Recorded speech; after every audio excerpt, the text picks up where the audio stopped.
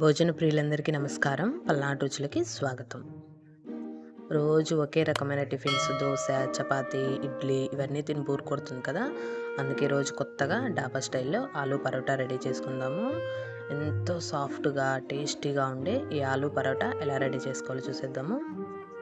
అందుకోసం ముందుగా చపాతీ పిండి కలుపుకుందాము. ఒక మిక్సింగ్ బౌల్‌లో 2 కప్పుల గోధుమ పిండి, 2 టేబుల్ స్పూన్ల శనగపిండి, రుచికి సరిపడా ఉప్పు, 2 టేబుల్ స్పూన్ల నూనె కూడా వేసుకోవాలి.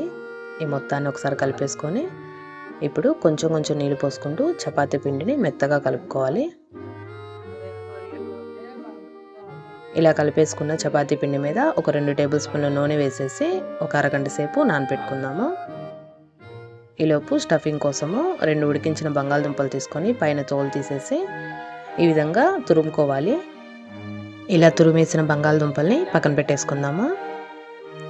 ఇప్పుడు స్టవ్ ఆన్ చేసి ప్యాన్ పెట్టుకొని 2 టేబుల్ స్పూన్ల నూనె వేసుకుందాము. నూనె హీట్ అయిన తర్వాత పచ్చిమిర్చి, అల్లము కచ్చాపచ్చాగా దంచుకొని ఆ పేస్ట్ వేసుకోవాలి. ఇది కొంచెం పచ్చివాసన పోయేదాకా వేయించుకొని ఇందులోనే 1 టేబుల్ స్పూన్ కారం కూడా వేసుకోవాలి.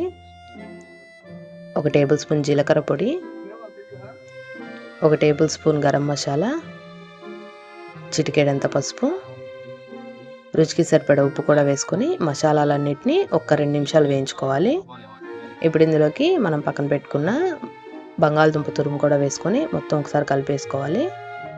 ఈ బంగాళదుంప మిశ్రమానికి మసాలాలన్నీ పట్టే విధంగా ఒక 5 నిమిషాలు వేయించేసుకొని చివరిగా కొత్తిమీర చల్లేసి స్టవ్ ఆఫ్ చేసుకోవాలి. ఇప్పుడు ఈ మిశ్రమాన్ని కొంచెం చల్లారనిద్దాము.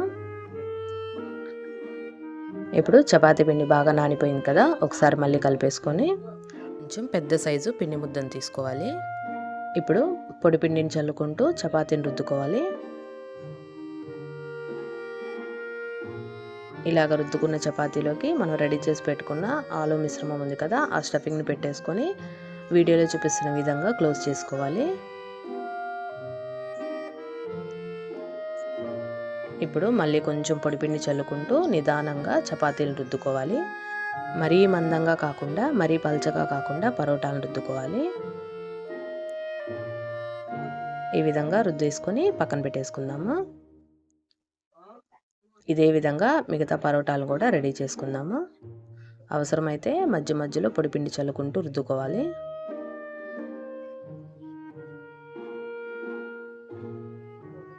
ఇప్పుడు పరోటాలని కాల్చుకుందాము. స్టవ్ ఆన్ చేసి పెనం పెట్టుకొని పెనం బాగా హీట్ అయిన తర్వాత పరోటాలని ఒక్కొక్కటిగా వేసుకుంటూ నిదానంగా కాల్చుకోవాలి.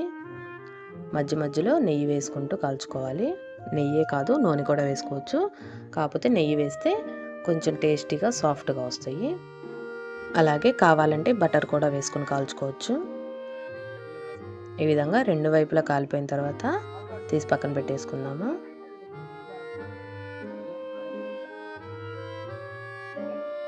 ఇదే విధంగా మిగతా పరోటాలను కూడా కాల్చుకుందాము. ఒక చపాతీ పిండి కలిపెట్టేసుకొని ఆలు ఉడకబెట్టి పక్కన పెట్టుకుంటే 10 నిమిషాల్లో మనకి ఆలు పరోటా రెడీ చేసేసుకోవచ్చు.